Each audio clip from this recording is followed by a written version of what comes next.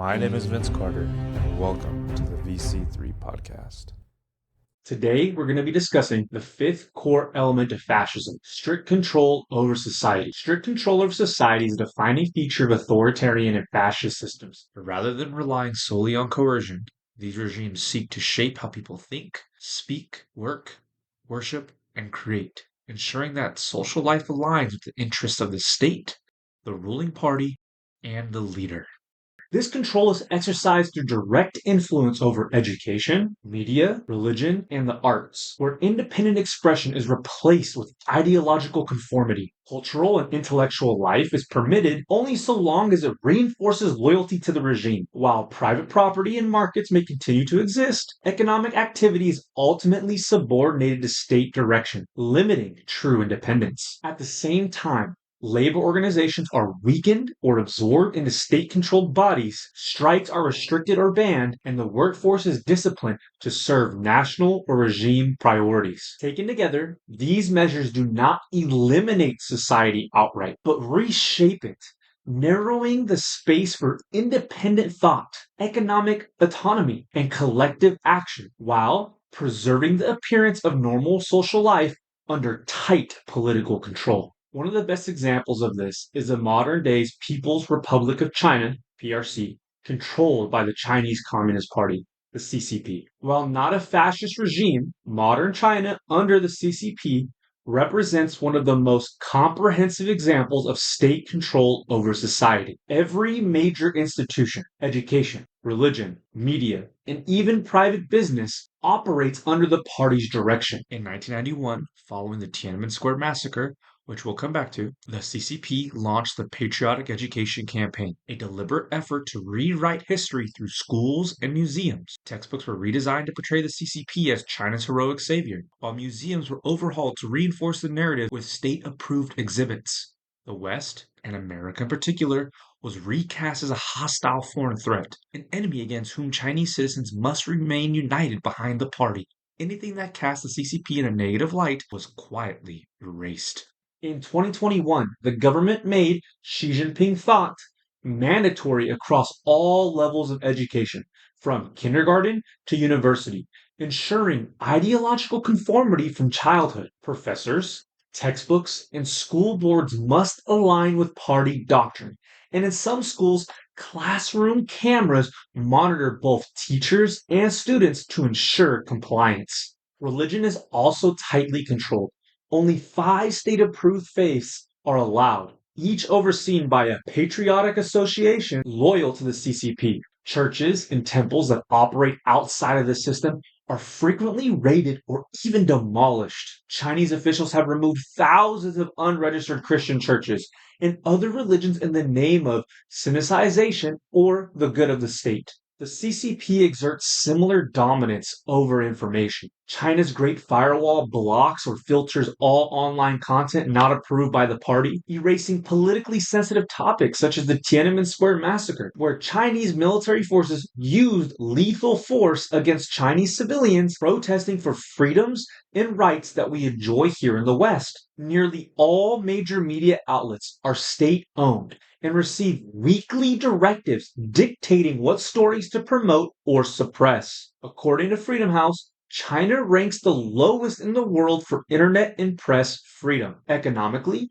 China allows private ownership, but only under party supervision. The CCP maintains party committees inside nearly every major company, including private firms, and requires them to align with national policy goals. Independent labor unions are banned. The All China Federation of Trade Unions, or the ACFTU, is the only legal union, and the constitutional right to strike was officially removed in 1982. Meanwhile, state-owned enterprises, or SOEs, dominate strategic industries like energy, telecom, and defense, advancing state objectives through what China calls civil-military fusion. Altogether, the Chinese Communist Party has fused state, culture, and economy into a single system of control, where loyalty to the party supersedes individual freedom, religion, or enterprise.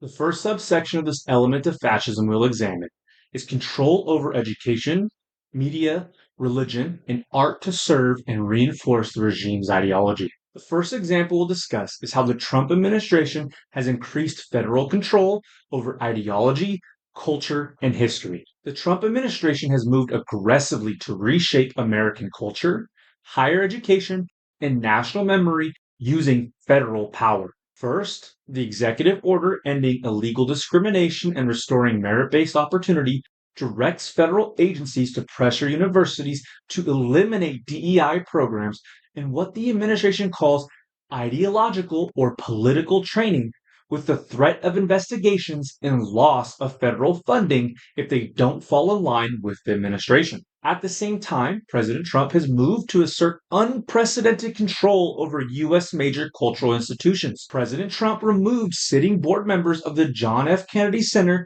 for Performing Arts, including members serving unexpired terms, appointed a new slate of loyalist board members who then voted for the President Trump as the chairman, placing a nationally significant arts institution under direct White House influence over its programming and governance. This is truly an unprecedented move, with the president directing national culture. Following these changes, President Donald Trump's name was physically placed on the JFK Center for the Performing Arts itself, effectively turning it into the Trump Kennedy Center. Let's just take a second and think about this. The Kennedy Center was a dedicated memorial to a president who was assassinated and widely regarded as one of the top 5 U.S. presidents. President Trump has placed his name before the name of the very person who the memorial is dedicated to. This appears to violate federal law governing national memorials. While not a formal legal renaming, since no law was passed to actually make it that name, the act represents a clear personalization of public cultural institutions, blurring the line between a national memorial, independent cultural stewardship, and now a quasi-personal monument to President Trump. Finally, President Trump has extended this campaign to the Smithsonian's museums. President Trump publicly complained that the museums focus too much on slavery and not enough on success in America or the future, instructed his attorneys to, quote, start the exact same process that has been done with colleges and universities, unquote, signaling legal pressure against museums is on its way. Around the same time, the Smithsonian removed an exhibit section on presidential impeachments, including 2 of President Trump's impeachments, which the Smithsonian claims was routine removal. But in the larger context, it fits into a broader push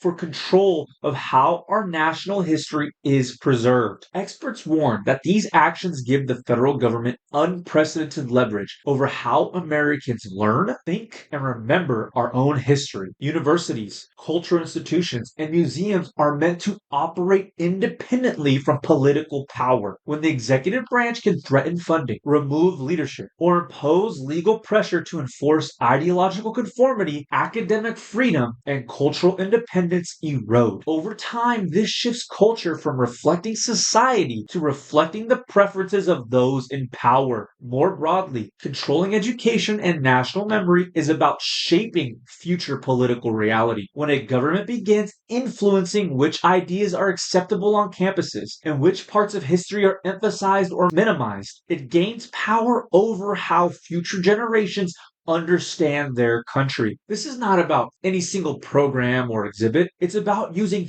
federal authority to police ideology and narrow the boundaries of acceptable thought. Some supporters argue this is about correcting ideological imbalance or removing politicalization from universities and museums. But using federal funding, threats, and leadership purges to enforce ideological compliance does not restore balance. It replaces one form of bias with direct state control. In a free society, ideological disputes are resolved through debate, scholarship, and pluralism, not through government coercion. Once a president claims the authority to decide what universities may teach or what museums may display, the power does not stop with DEI programs or specific exhibits. It becomes a precedent where any future administration will inherit it.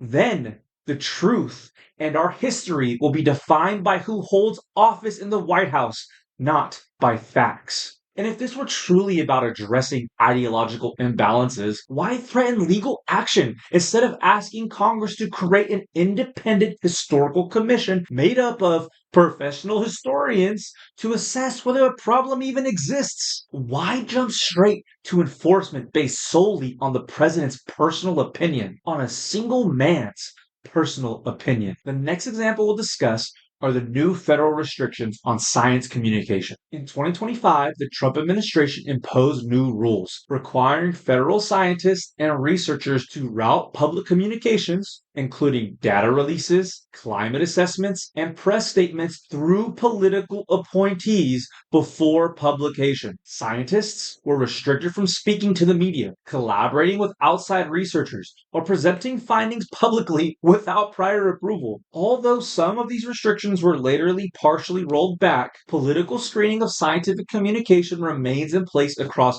multiple agencies. By forcing scientific communication through political gatekeepers and only partially reversing those rules, the administration keeps significant control over which findings the public ever sees. Politically inconvenient data can still be delayed, edited, or buried. Even with small roadblocks, the overall environment in 2025 is one where scientists hesitate to speak, government credibility suffers, and the American people lose access to information they rely on for their health, for the climate, for drug data, and public safety. Some supporters argue these rules are about message discipline or preventing confusion, but consistent messaging does not require political vetting of basic scientific findings. Agencies have long maintained accuracy without suppressing researchers' independence. The fact that some restrictions were quietly reversed without chaos undermines the claim that political screening was necessary. Filtering science through political gatekeepers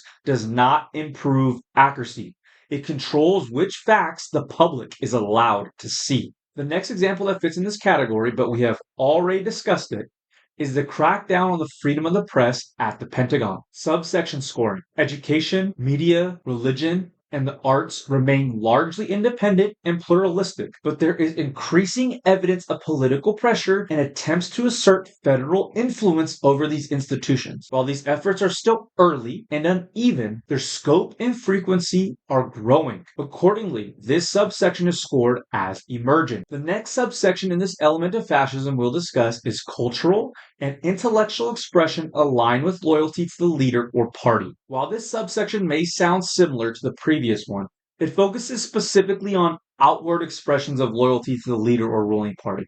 This would include state-mandated holidays, state-mandated cultural events, or intellectual and artistic work that requires praise of the president or praise of the party as a condition of legitimacy. No such requirements currently exist in the United States, and thank God for that. Accordingly, this subsection is scored as no indication. The next subsection we'll look at is private ownership may be permitted, but the economy is subordinated to state leader direction and control. The first example of this subsection is the attempted removal and replacement of economic leadership at the independent Federal Reserve. President Trump has attempted to seize control of the Federal Reserve by threatening to fire Chairman Jerome Powell and Governor Lisa Cook, even though neither has been convicted of any wrongdoing. Under federal law 12 U.S.C. 242, members of the Federal Reserve Board of Governors, including the chair, may only be removed for cause, meaning there must be a real, legally proven justification such as malfeasance or neglect of duty. None of that has been proven in a court of law, yet President Trump has attempted to fire Cook and continues to threaten Powell at the time of this writing. Legal experts warn that Trump's threats violate both the text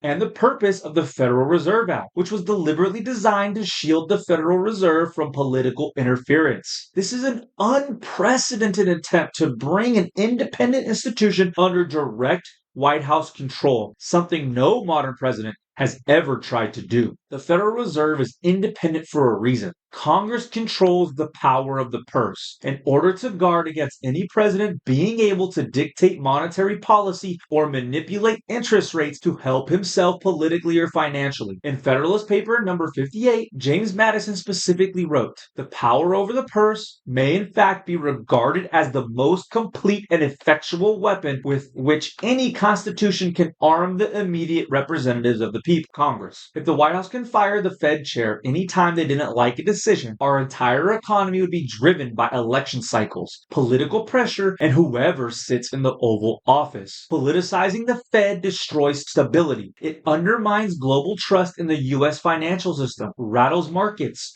raises borrowing costs, and exposes Americans to economic whiplash driven by short term political needs instead of long term financial health. Once a president seizes control of the central bank, the damage is not temporary. It turns one of the world's most trusted financial institutions into a political weapon. Some supporters argue that if we just end the Fed or put it directly under presidential control, the economy would boom. But that's not how modern economies work. Political control over the central bank leads to reckless policies designed to juice short term approval ratings at the expense of long term stability. The Fed's independence is a check against exactly that. It prevents any president, Republican or Democrat, from manipulating interest rates, printing money to cover political promises, or flooding the economy right before an election. If a president can remove the chairman at any time they disagreed on policy, those guardrails disappear. And once they're gone, our economy becomes vulnerable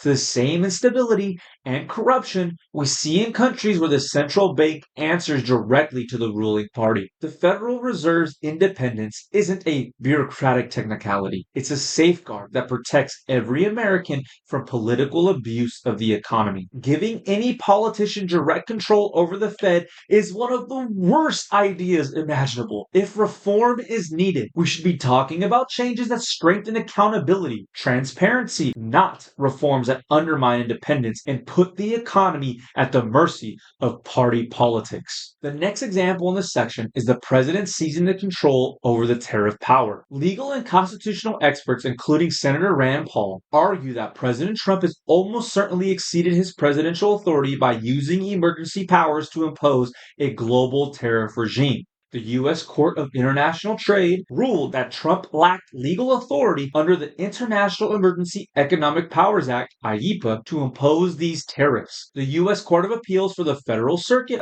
affirmed that ruling in a 7-4 decision, finding that the president overstepped his authority and raising serious concerns under the Major Questions Doctrine, the idea that sweeping economic changes must come from Congress, not from unilateral executive action. Article 1, Section 8, Clause 1 of the Constitution, the Spending Clause, gives Congress the power over the purse, specifically the sole authority to lay tariffs. In the Federalist Papers 58, Madison makes it clear that the ultimate check against the presidency is placing the power of the purse in the hands of Congress. Tariffs are a core constitutional duty of Congress, written directly into the document. The founders fought a revolution over this principle. No taxation without representation. If the president can bypass Congress and unilaterally impose nationwide tariffs simply by declaring an emergency, then one person, not the people's representatives,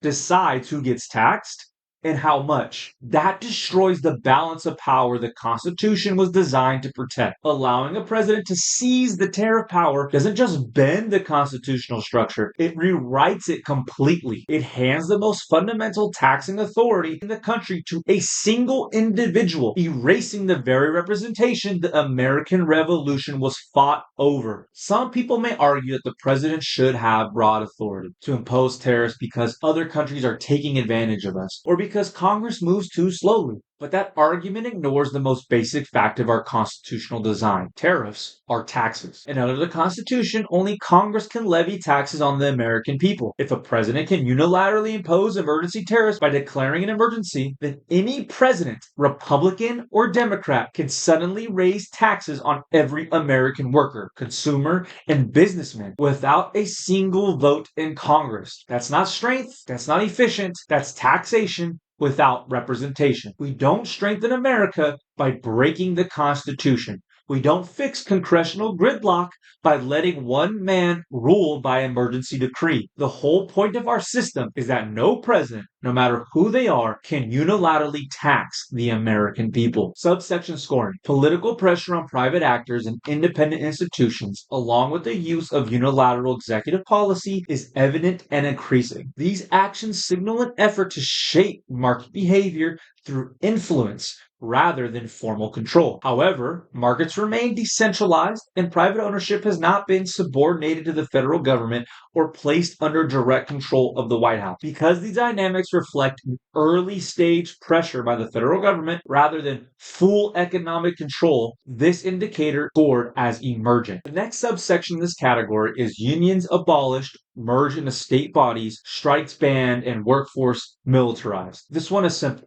We do not see any indication of this happening. Total section scoring. Adding all these subsections up together, we get a total score for this full section of 0.5 out of 4 points, or 12.5%. This is the lowest scoring category by percentage and raw score. My name is Vince Carter, and thank you for joining me on the VC3 podcast. And as always, the truth lies somewhere in the middle.